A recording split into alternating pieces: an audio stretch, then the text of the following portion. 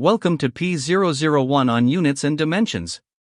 This is the very first topic in physics, and it is one of the most important ones. Before we can talk about speed, force, energy, or anything else in physics, we need to agree on how we measure things. Units are the language of science, and today you are going to learn that language. So let us get started. Let me tell you a real story. In 1999, NASA launched the Mars Climate Orbiter. It cost $327 million and took nearly a year to reach Mars. But when it arrived, it burned up in the Martian atmosphere and was completely destroyed. Do you know why? One engineering team was using metric units, and another team was using imperial units. Nobody caught the mismatch. A single unit error destroyed an entire spacecraft. This is why we take units seriously. Without a unit, a number means absolutely nothing. If I say the speed of a car is 60, is that 60 kilometers per hour or 60 meters per second? Those are completely different things. Units give meaning to numbers, and that is what physics is built on. Scientists all over the world use a single agreed system called the International System of Units, or SI from its French name. There are exactly 7 base units, and everything else in physics is built from these 7. Length is measured in meters. Mass in kilograms. Time in seconds. Electric current in amperes. Temperature in Kelvin. Amount of substance in moles. And luminous intensity in candela. You will use meters, kilograms, and seconds in almost every physics problem. The others like Kelvin, ampere, and mole come up in specific topics.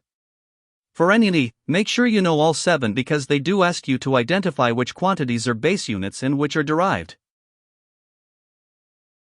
Now let us talk about dimensions.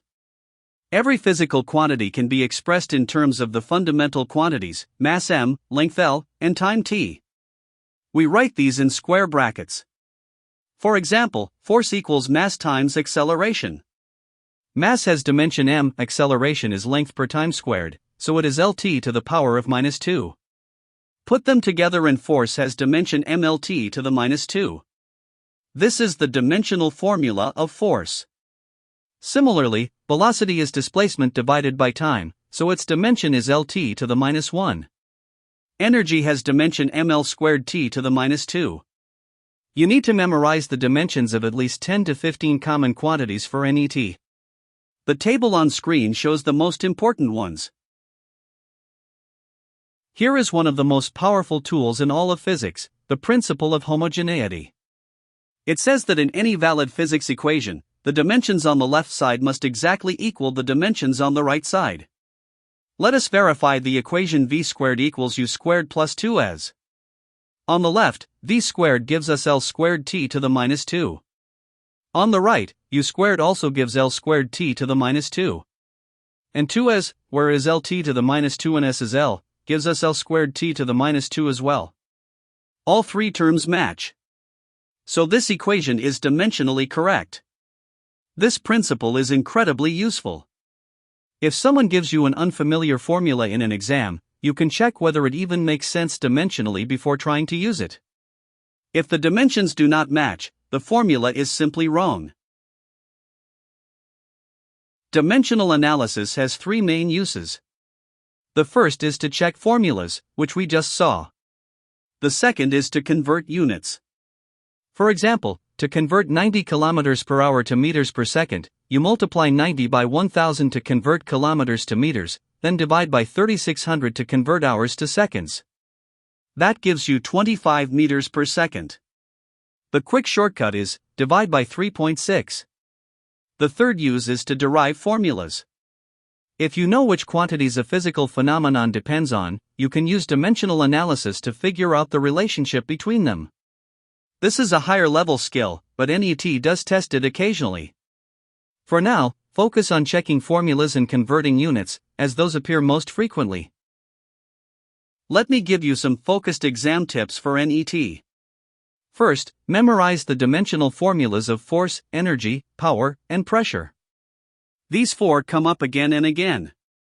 Force is mLt to the -2. Energy is ml squared t to the minus 2. Power is ml squared t to the minus 3. Second, remember that dimensional analysis cannot determine pure numbers. If a formula has a factor of 2 or pi in it, dimensional analysis will not tell you that. It only gives you the structure. Third, the quick conversion for speed is, divide kilometers per hour by 3.6 to get meters per second. And finally, watch out for dimensionless quantities. Angles and radians, strain, relative density, and refractive index are all dimensionless. NEET loves to ask whether these are base units or derived units. The answer is neither, they are dimensionless.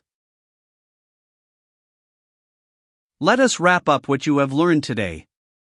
The SI system has 7 base units, and every other unit in physics is derived from these. Dimensions are written using m for mass, l for length, t for time, and so on. The principle of homogeneity tells us that both sides of any physics equation must have the same dimensions. Dimensional analysis helps us check formulas, convert between units, and sometimes derive new formulas. And important dimensionless quantities like angles, strain, and refractive index have no dimensions at all. In the next lesson, P002, we will start looking at motion, the difference between distance and displacement, speed and velocity. See you there.